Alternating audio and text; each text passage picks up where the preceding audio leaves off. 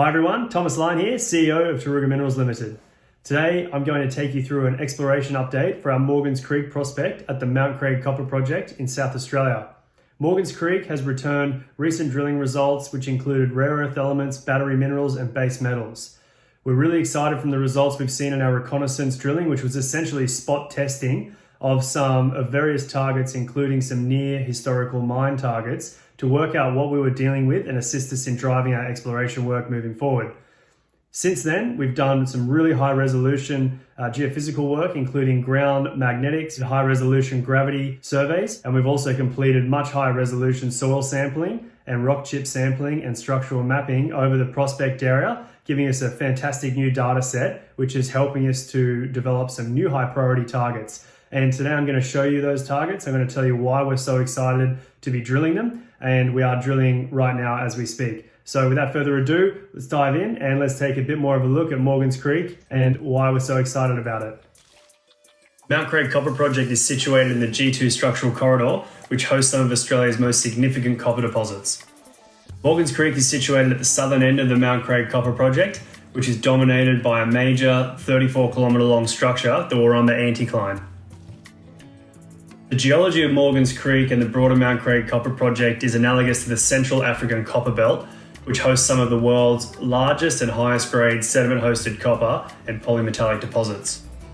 Like the Central African Copper Belt, the rocks at Morgans Creek were deposited in an intracontinental rift margin environment and contain large diapiric breccia systems and mafic ultramafic volcanics, along with abundant reduced black shales.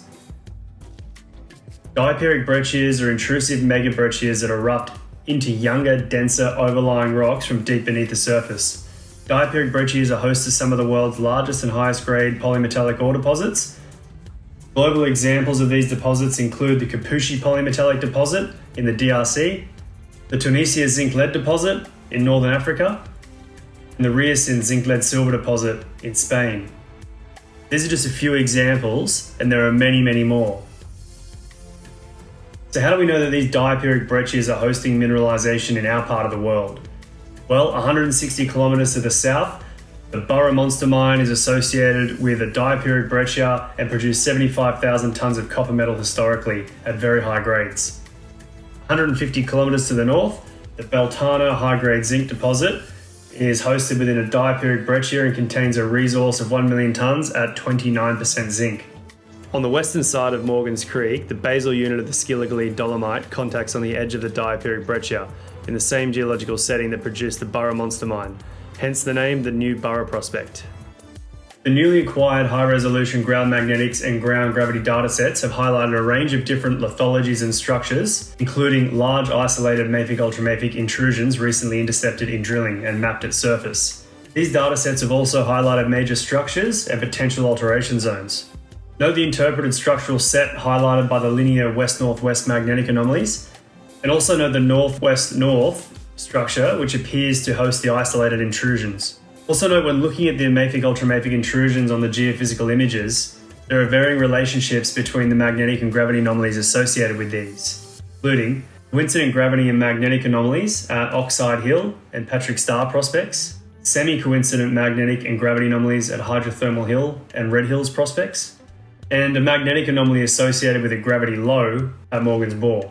Note the New Burra Prospect, which sits along the contact with the diapiric breccia and the Skilligalee dolomite, is highlighted by a linear gravity low. It also has strong zinc, rare earth element and lithium anomalism, which we'll take a look at in a minute. New Burra will be drill tested along strike in the current RC program. Recent rock chips at Hydrothermal Hill Prospect returned strong combined polymetallic geochemical anomalism, including rare earth elements, lithium, cobalt and copper. Recent diamond drilling at Hydrothermal Hill intercepted contact skarn alteration and mafic ultramafic intrusions with serpentine, magnetite and biotite alteration. Chalcopyrite mineralization was intercepted in gabbro at end of hole, and bornite was intercepted in altered sediments in the skarn zone. The current RC drilling program will further target the anomalies at Hydrothermal Hill. Reconnaissance drilling targeting a regional magnetic anomaly at the Oxide Hill Prospect in July returned significant intercepts of rare earth elements, lithium, zinc, scandium and vanadium. Scandium and vanadium mineralization, as well as anomalous PGEs, were intercepted in a differentiated dolerite intrusion. Lithium and zinc mineralization were intercepted in heavily oxidized metasediments surrounding the dolerite. Rare earth element mineralization was intercepted primarily in a marble unit which contacts on the dolerite underneath it. Diamond drill hole drilled in October intercepted 119 meters of the marble unit from 65 meters to end of hole, along with 54 meters of the heavily oxidized sediments being intercepted from 1.2 meters, same sediments which hosted zones of lithium and zinc mineralization. The current RC drilling program will test other parts of the Oxide Hill prospect and look to extend the known mineralization and identify new areas of mineralization.